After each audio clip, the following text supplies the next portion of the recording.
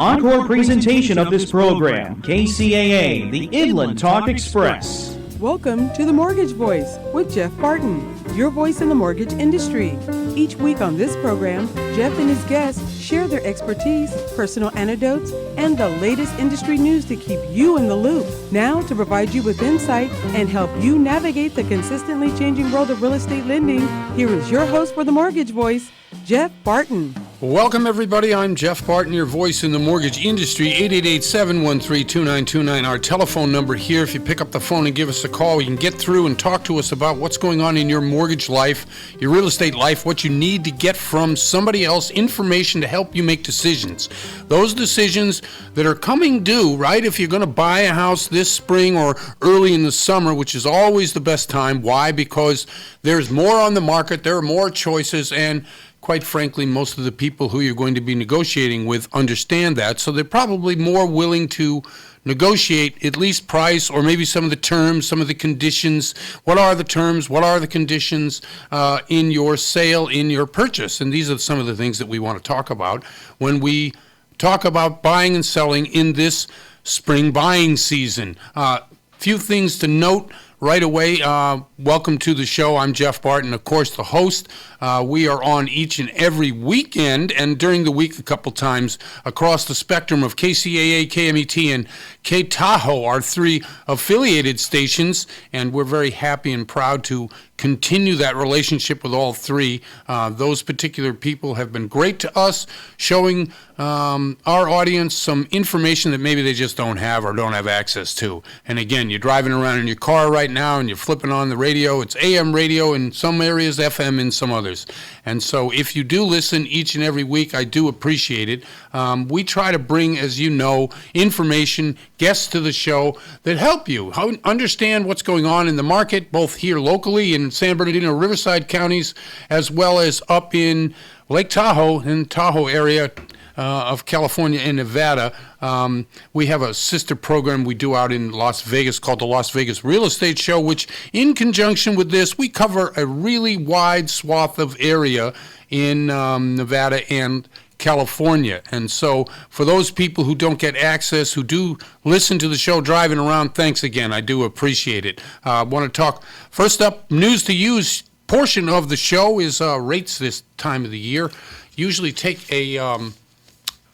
go up.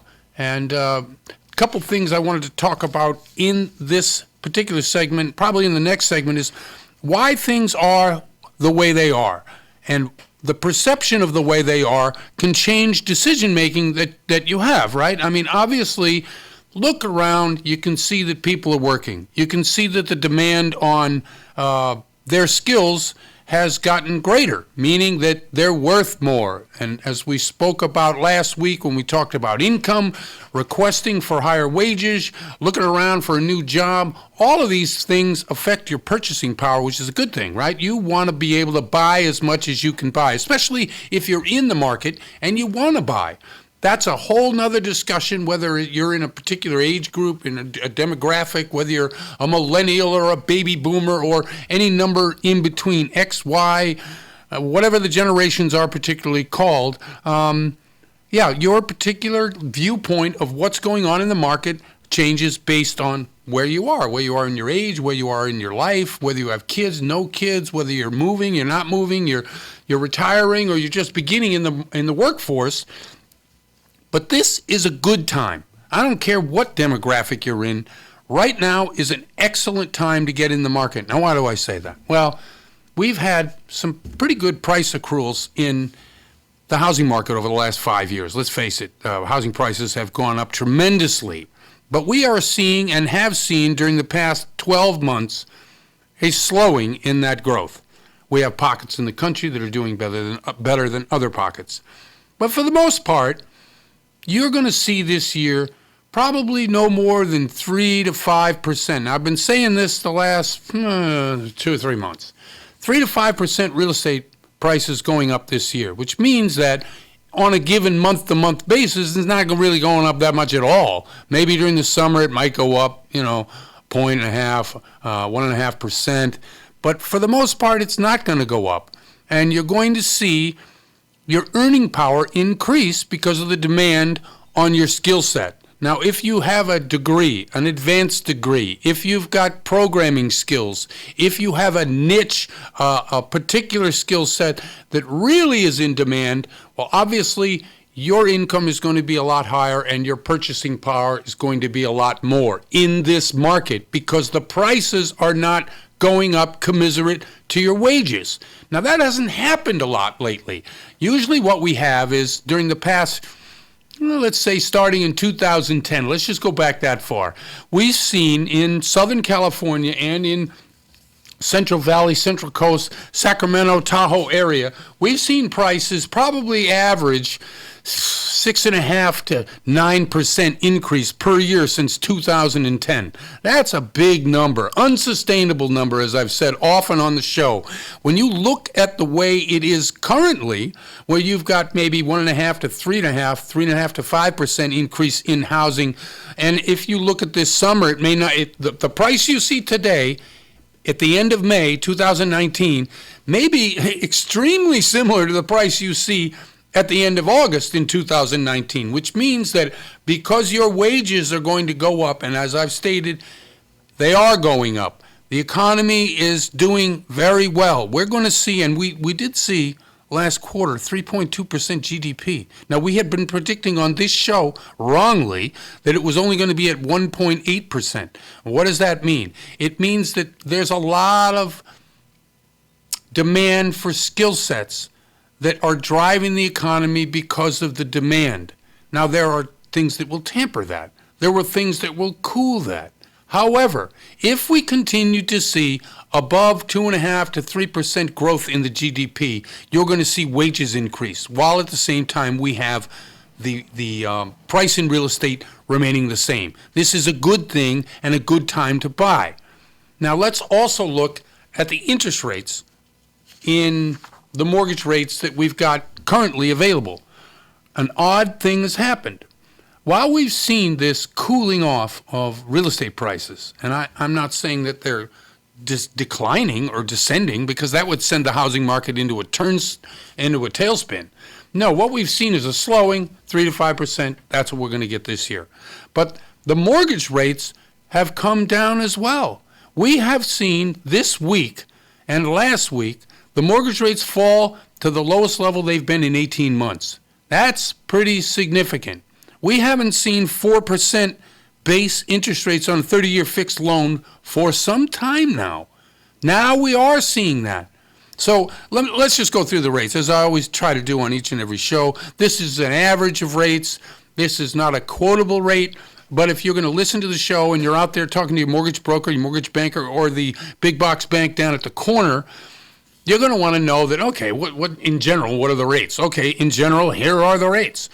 30-year fixed rate, 4% to 4.125%. FHA, VA loans on a 30-year fixed rate, 4%. And these are conventional versus FHA, right? Okay, so 15-year fixed, it's a great loan. 3.875. That is a smoking rate.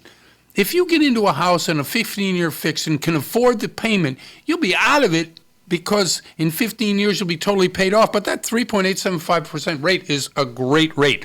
And of course, the ARM products are always great, but they're really not as good as that 15-year fixed.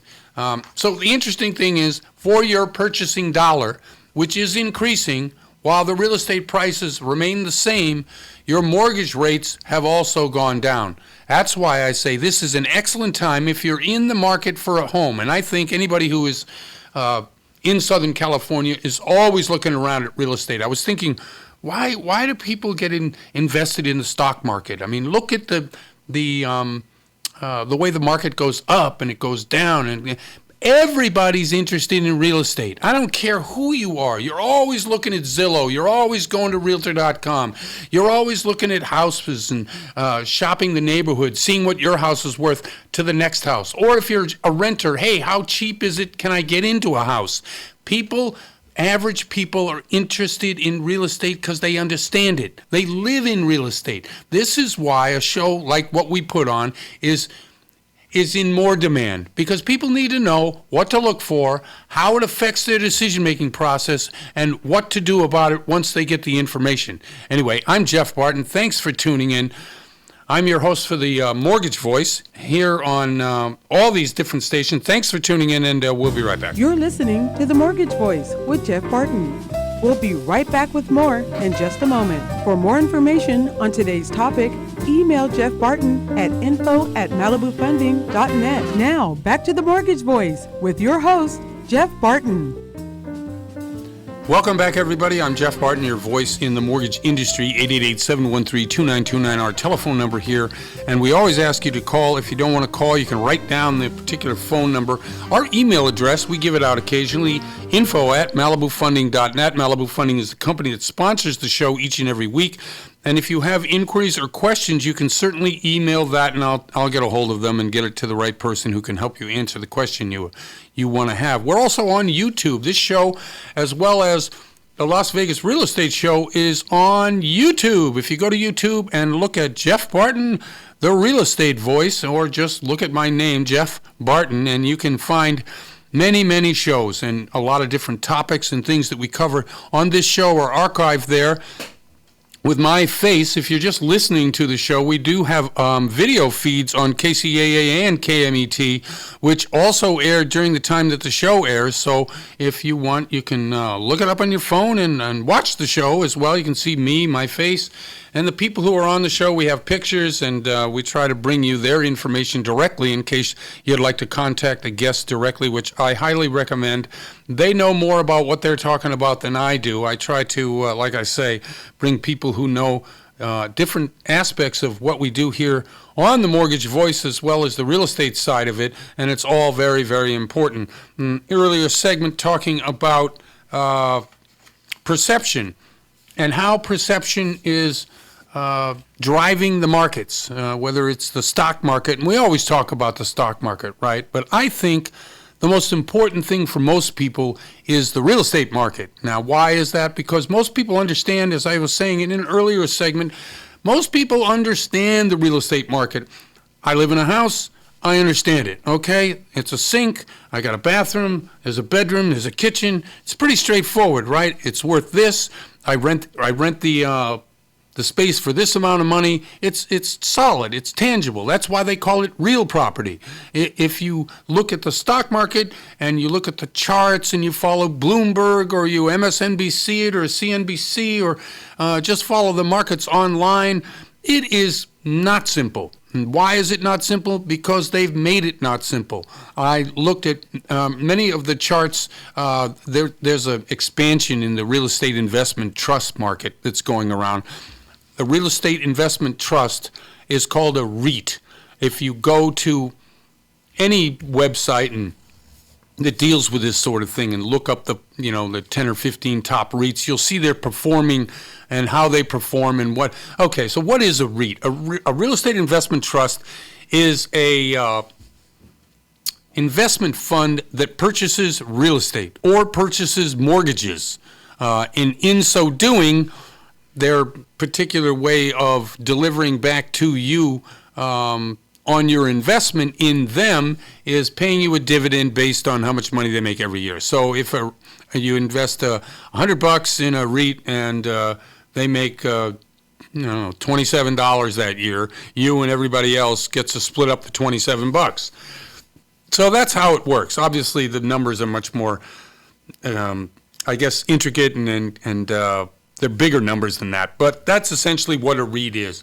And so when you're investing in those people, you're counting on their expertise. You want them to. We've had a guy on the show before, Jim Aldridge, and he runs one of these investment vehicles. They buy properties. They promise a certain return after a certain amount of time. You get to reinvest if you want, or take your money out plus the profits at the end of that particular investment. So there's a lot of ways that you can make money in the real estate world, and as a real estate investor, you probably understand that, right? You have your own house. If I say, okay, I'm going to take my house, which is worth $100,000, and go out and get investors to give me $10,000 each. I'll get, whatever it is, 10 different investors. They'll give me $10,000, and I will rent my house out for I don't know, whatever it is, $3,000 a month, $36,000 a year. And since it's wholly owned and now you've got $100,000 to go invest in something else, your REIT has made, that amount of money that they paid in rent. And based on the fees that they would charge for doing that service and whatever commission they would charge on the real estate side of it, you would get to split the rest of it. And so in understanding how the REIT works, that's how it works. But in real estate, like in a lot of things, there's the perception by people who want to buy that it's too expensive. That's what buyers say.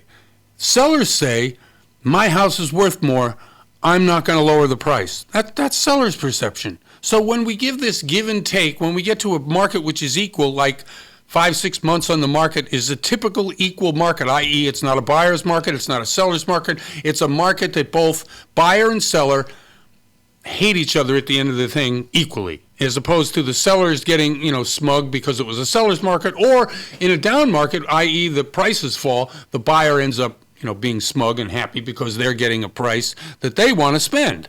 So in this perception, in this perceived world that we have, let's talk a little national here. And one of the things that we get into all the time is the current administration in the federal government versus what's happening locally or what has happened traditionally, both nationally and locally. The perception is that the economy is doing great.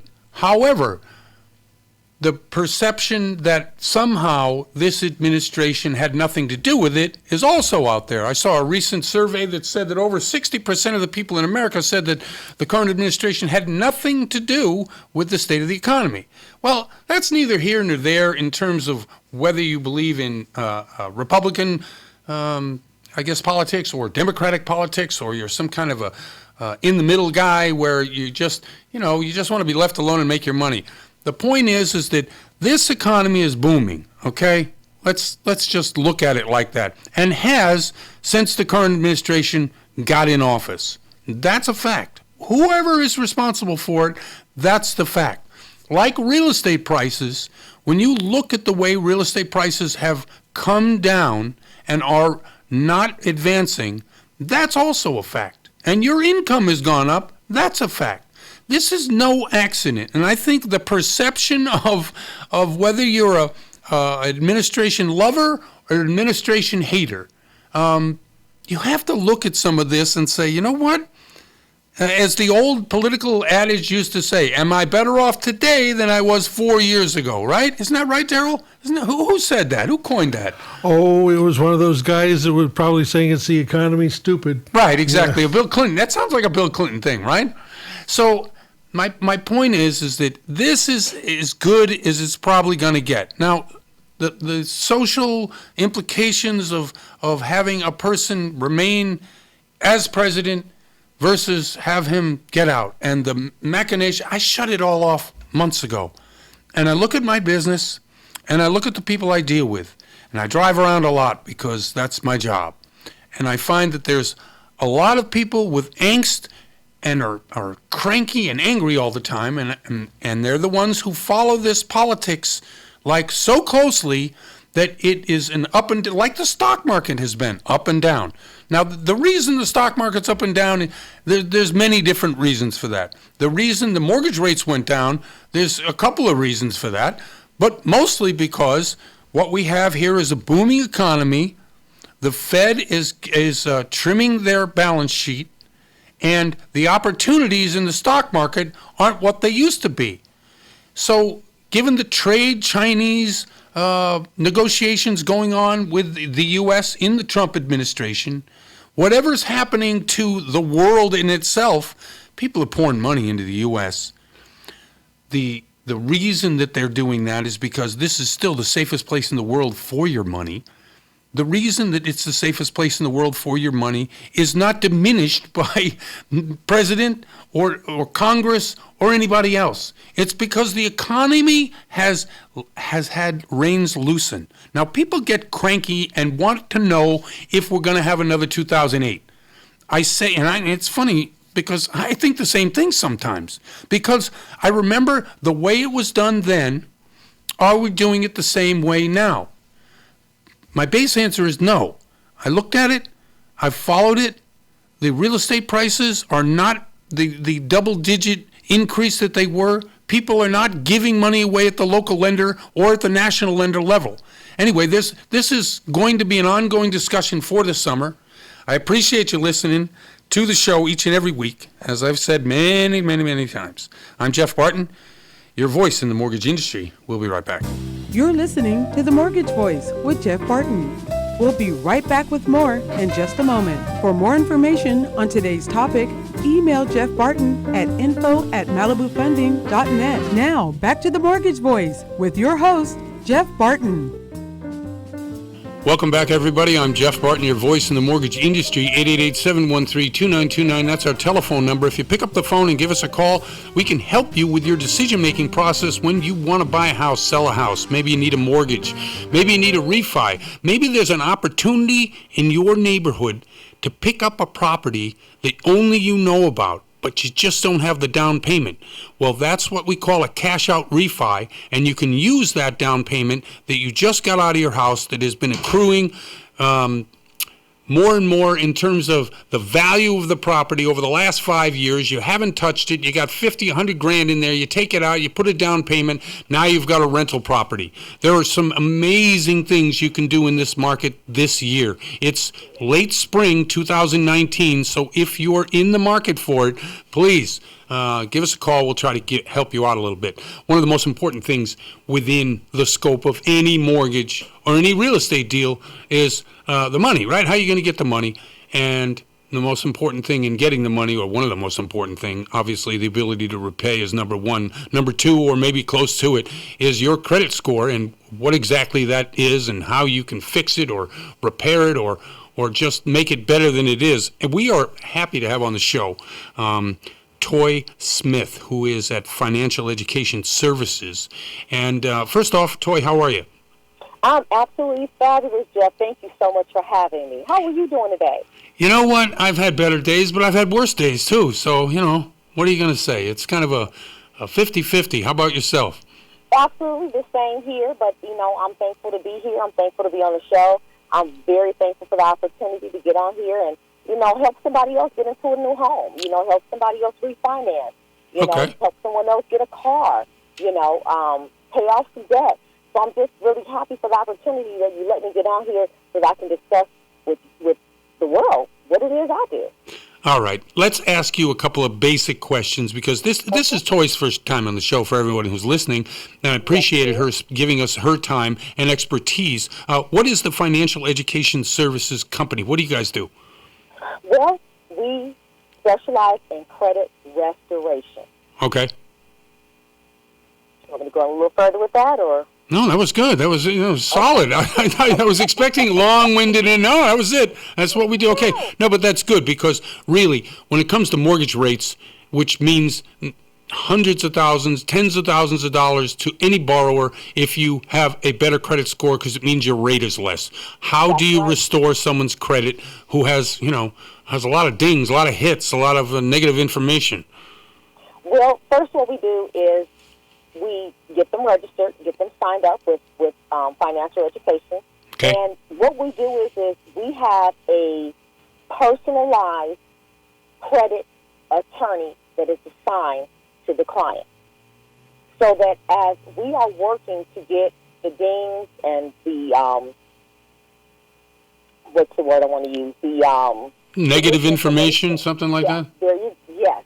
The negative information or the inquiries. Okay. We work to get all those things off. A lot of people are still reporting bankruptcy on their credit. I see. We can get that off their credit. That's something that's damaging the credit score. Some people have actually paid off some debt, and it's still reporting negatively because that creditor has not gone back into the system and updated, showing that, this debt has now been paid. It happens. It happens to millions of Americans every day. So we work hard to get those things off, as well as we offer the ability to, if you're renting, that helps your credit score as well. We can put, your rental verification, onto your credit. We can help you with your inquiries. When someone is pulling your credit, how many times have you gone to the car dealership and You may not even drive off the lot with a car, but your credit has been ran through multiple different agencies. That will bring your score down almost anywhere from 20 to 70 points. That is a known fact. Yeah, that's big. Yeah. Yeah. Yeah, I agree with you. I think the credit inquiry thing is one of the hidden ways that people lose points on their credit. I know personally, because I'm in the business, I have my credit run all the time, and I try to always ask them, please, if you can just take this credit report that I ran 6 months ago, and they always say, no, we need something current. How do you get around something if you want to buy something on credit from pulling credit, or is that impossible? That's impossible because each lending institution, they want to see updated credit information because, as you and I both know, you're in the mortgage field. Your credit changes daily, whether it's for the negative or for the positive. If you're working on it, again, which is what I do, so I want you guys to definitely make sure you listen today.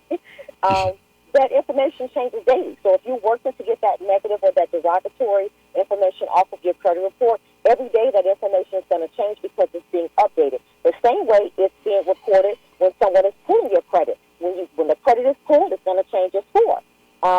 So, that's a day-to-day thing, and unfortunately, there really is no way around it unless, of course, you're working with a lender who says, you know what, as long as it's, it's been within the last 30 days, we'll take it, and then upon approval, then we'll have to do, our own pull. So, as you know, that's going to depend upon, and that's going to vary from lender to lender. No, I think that's right. I think that, unfortunately, we all live in a society that demands credit because nobody pays cash for anything. I mean, basically, Exactly. Nobody's walking into a store with... there are some stores you can't pay cash. You have to pay credit card. That is absolutely correct. I did a flight the other day. They wouldn't take... I remember when it used to be they'd give you change, and the guy'd carry around a change tray in terms of buying stuff on the airplane. Now, no way. You have to pay by credit, which I always thought was absurd. Why would you need to pay by credit? So if you don't have a credit card, you're in trouble. But if you do have a credit card, you're in trouble. How do you how do you counsel people? I assume you counsel them as well as fix their credit scores. We do, because at FES what we do is we teach financial education. Good. And the reason for that is because a lot of people, they don't know how it works. They understand a credit score. Most people, I can safely say, understand that. But they don't understand debt to income. Right. So we teach them that information. We teach them how to successfully, check their credit. When you sign up with FES, that's something else that we offer. You can go into your back office anytime, the day or night, anywhere in the world, and you can check for yourself, and you can see, how your score is changing. We're going to give you information. We're going to give you the data analysis on, where you went from, maybe 30%, debt to ratio to, 20% debt to ratio. Or, in some cases, maybe you went from 30 to 40. Right. And we teach that financial education because we want our clients to understand credit. We want them to understand how valuable credit is and how valuable it is to you to pay attention to what's going on with your credit as well. So we do teach the financial, the literacy on how to also protect your credit. Do me a favor. Could you tell people how to get in touch with you? Do you have a website? How do you do that? I do. They can go to FES / Toy Smith, or they can contact me at 228-238-8848. And you work nationally, right? This isn't just some local. You can help somebody in any state in the country, right? I can help someone no matter where they are in the world. I can help them no matter what their credit situation is right now. I can help anyone. Let me put on my question hat in terms of what your prognostications might be for the future. I know that there was legislation that was passed a year, 18 months ago that talked about the looking at the credit score for the past 12 to 24 months as opposed to a static shot of your credit, what it is today. Do you think that someone who has a bankruptcy 4 or 5 years ago will have a better credit score today because of that? Or do you think that the static credit will continue as strong as it has been in the past? That's a good question, Jeff. I think it's going to, I'm going to be honest with you, I think it's 50-50. And the reason why I say that is because the economy is also constantly changing. Right. We have these laws in place, but unfortunately, we have, those that sit, on Capitol Hill, and they make changes, Yep. and unfortunately, we're the last ones to know about those changes. But I think it's 50-50. I have strong faith, in our government system, and in the same token, I understand how the government system is ran, and unfortunately, even with the bankruptcies and different things like that people find themselves into with financial binds, I think that, at either rate, I think that they'll do well as long as they understand how credit works and that they understand how to protect it and that they understand, how not to put themselves in, a debt, to income situation right. where they have more credit extended than what they have coming in.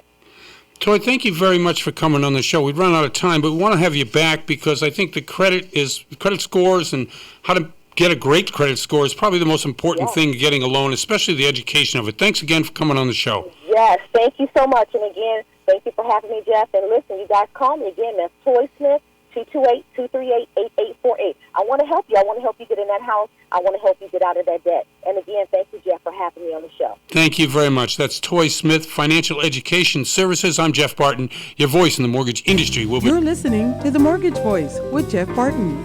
We'll be right back with more in just a moment. For more information on today's topic, email Jeff Barton at info@malibufunding.net. Now, back to The Mortgage Voice with your host, Jeff Barton. Be right back.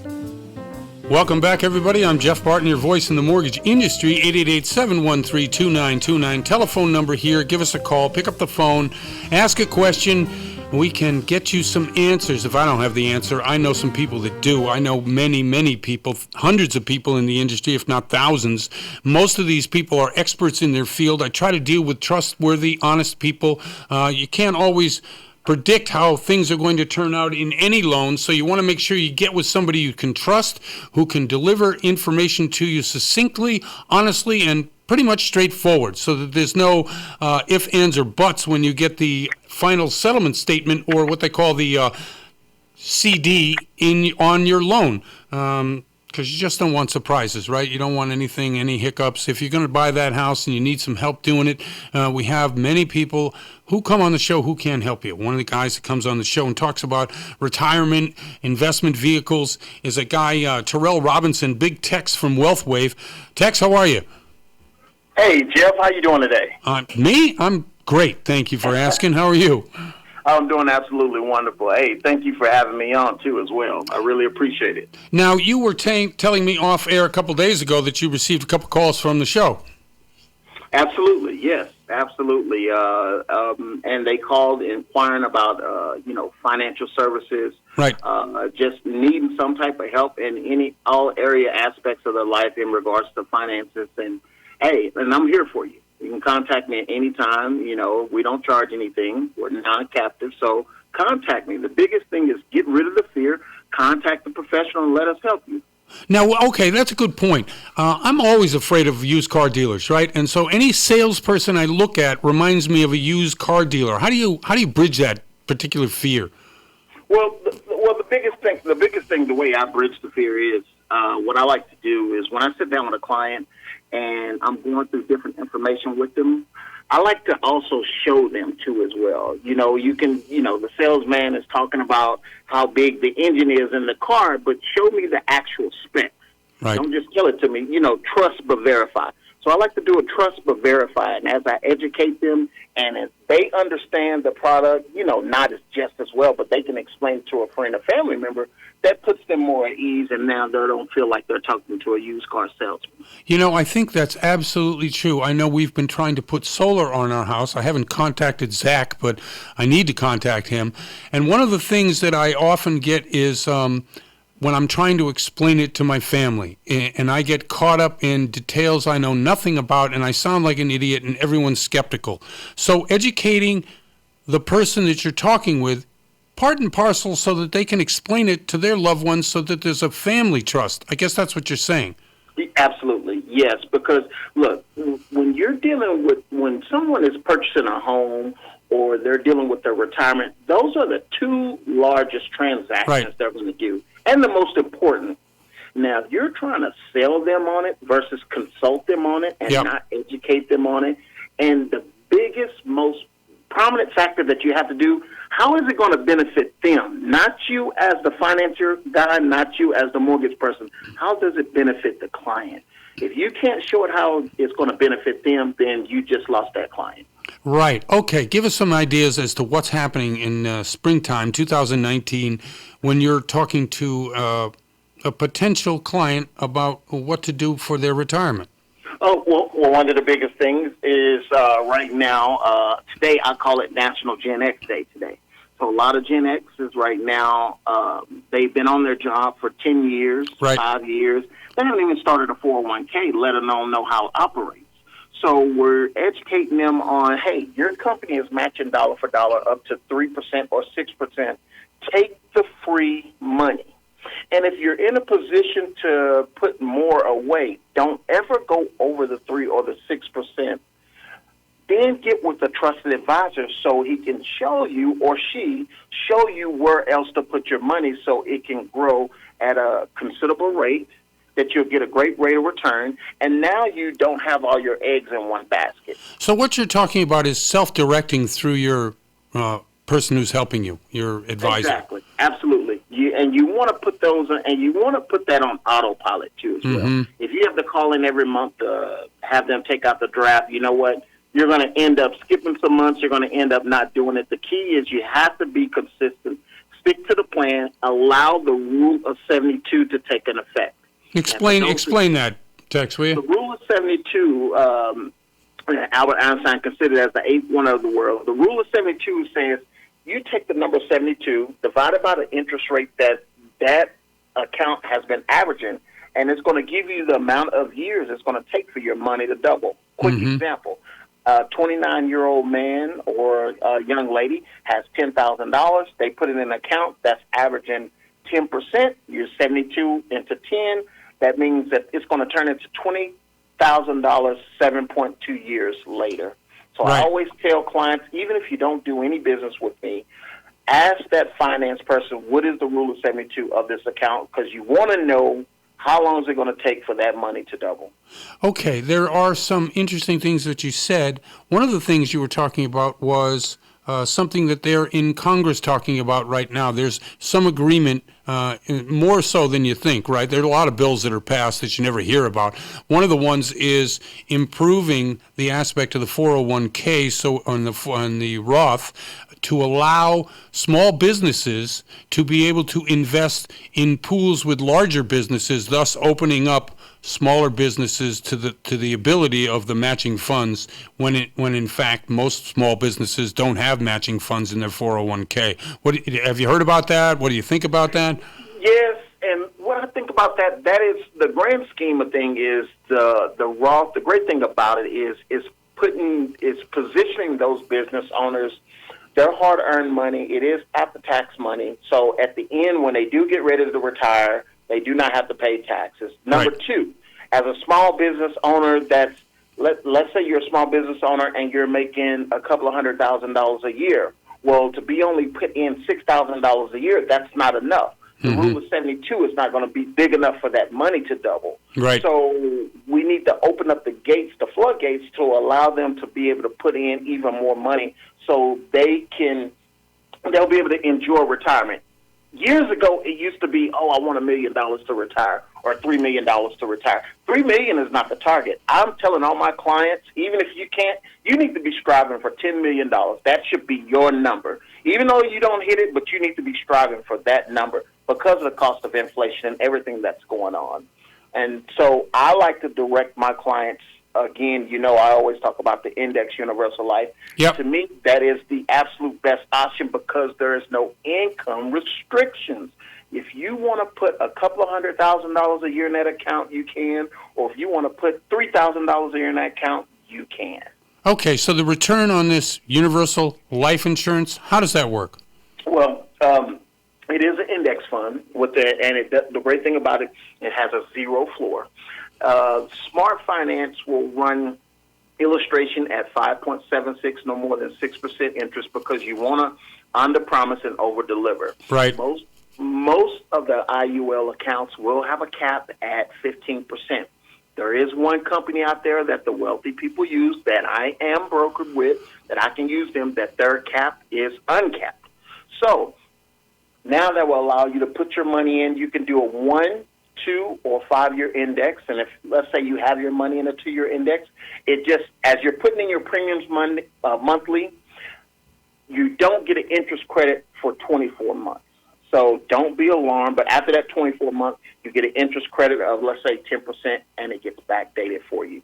And now that account is starting to grow, you're going to see a lot of muscle going into that account.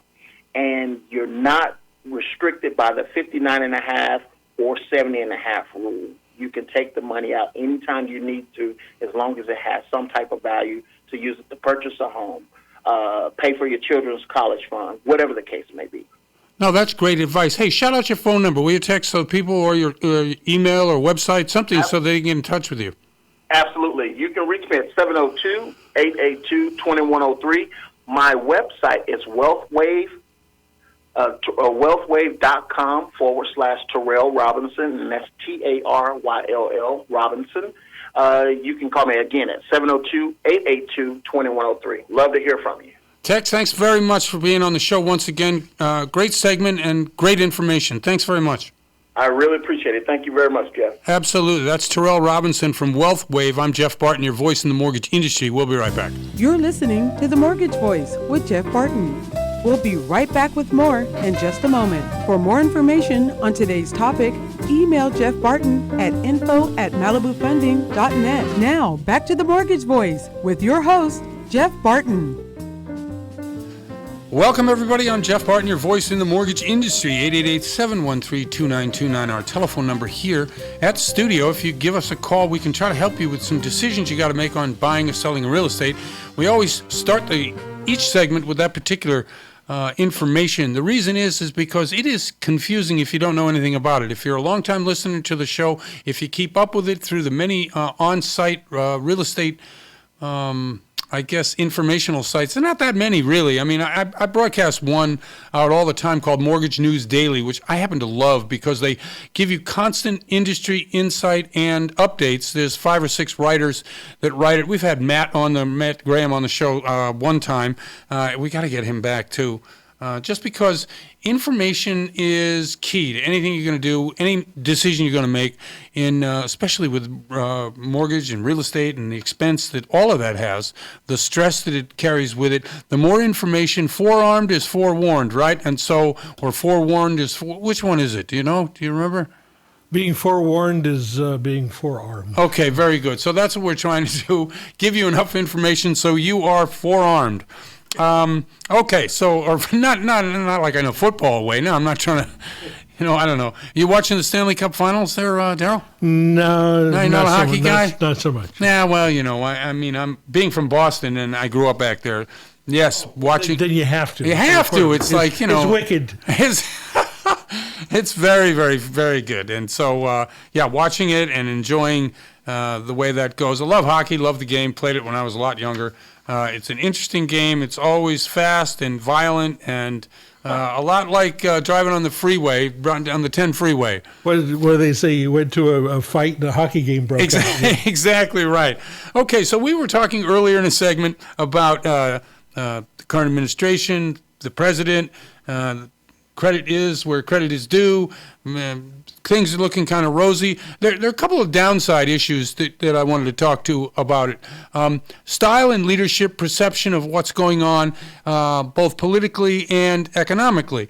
So the perception in most people's heads is one way or the other, right? Either you're gung-ho MAGA person or you are, impeach person. One of these two things. I'm neither here nor there. I just try to walk a thin line between them because the reality of what it is exactly that. You're not going to change it. You're going to just get upset. And how does that benefit you? It doesn't.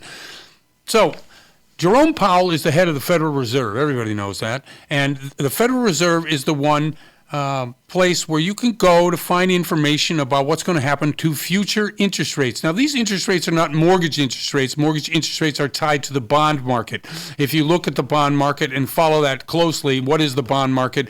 The treasuries that are sold by the Treasury Department each and every month, the 2-year, the 10-year, the 30-year, these and the rates and the yields that they provide or give, this is what determines whether the rates go up or down for the most part. Although through the last 4 or 5 years, certainly the last few years of the Obama administration and the first couple and a half years of the Trump administration, we've seen many, many aspects of the world economy affect what goes on in the mortgage marketplace.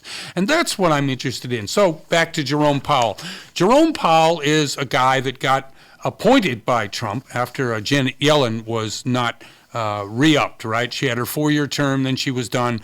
And Jerome Powell is of the Janet Yellen school, if you must. And he's a very conservative guy. But as always, with this particular presidency, this particular administration, there are a number of ways that the president upsets the apple cart in terms of how things are done. We've never seen in our lifetimes, I'm sure they have in the past, but in my particular lifetime, never seen a way a person does what he does and how he gets what he wants to get, because, obviously there's an intimidation factor. There's a star factor. There's like I say, there are this side and that side, and whether side you fall on, you get wrapped up in the emotion of the president. And I think that's by design. I think it is. And I think regardless of whether you agree or disagree, this is all done by design. So Jerome Powell, there's a thing and there's a theory out there as to why we have interest rates the way they are. And what we're talking about is your credit card, your car loan, a number of other short-term interest rates that are controlled by the Fed when they have their open market committee meetings once a quarter. I guess we've got one coming up in June, and the prediction is, of course, that we will have no interest rate hikes. As a matter of fact, we're talking, well, not we're, but they're talking about possibly lowering interest rates a quarter point or eighth of a point or something like that. So why is it? Why is it that happens? And why is it that we look at data the way we've always looked at data, but somehow the influence of one particular branch of government, the presidency, is affecting this particular Fed more than, let's say, others have affected the Fed? Well, there are a couple of reasons for that. One, the Fed has traditionally been independent, and they've been viewed as scientists rather than policymakers. So when the Fed speaks to Congress, everybody normally would genuflect, or if they had a bone to pick, would pick. But most of the people on the Hill would just, like I say, genuflect and accept the economic information from those on high, both at the Fed and at the Treasury, and that would be enough of it. This particular president has taken the tact to berate continuously Jerome Powell into the press. Why is the interest rate keep going up? Why haven't we got lower interest rate? This is artificial. We haven't really got the truth, or this is fake what he's doing. And what does that mean? It means that we were on a trek for 3 more interest rate hikes this year a year ago. A year ago, when we were in the midst of 3 to 4 interest rate hikes, it was predicted based on the way the economy was performing at the time, which a year ago it was performing. GDP for that particular quarter in 2018 was, first quarter 2018 was 3.2%. What is it this year? 3.2%. So nothing has really changed. Now, we had lower than expected GDP in the third and fourth quarter, but first quarter of this year, we're back to. Now, why is that? Is it because the president has berated Jerome Powell into not raising interest rates, short-term interest rates, to keep the market or keep the economy liquid? Or is it because the economy is so strong, it really has rebounded from, the last 3 or 4 interest rate hikes from last year, plus the trade issues with China, plus the geopolitical issues going on with Brexit? There are a number of things that affect the overall economy, affect the Fed's decision to raise rates. But this particular theory, it says, is it possible that the Federal Reserve is now effectively handing Trump another special discount? a few money managers and economists I've spoken to, none of who want to be identified, of course. Why is that? Can you tell me why that is, Daryl? Nobody wants, you know why? They don't want to get yelled at. Exactly, It's really, you know. Stand in line to be berated. Exactly. Please, me, next. I just think that the way this particular guy, this president of ours, does business is so different than anything we've ever seen before in terms of political leadership that we just don't trust it. We look at it and we say, oh my God, you can't do that. You can't do this with the wall. You can't do all these things.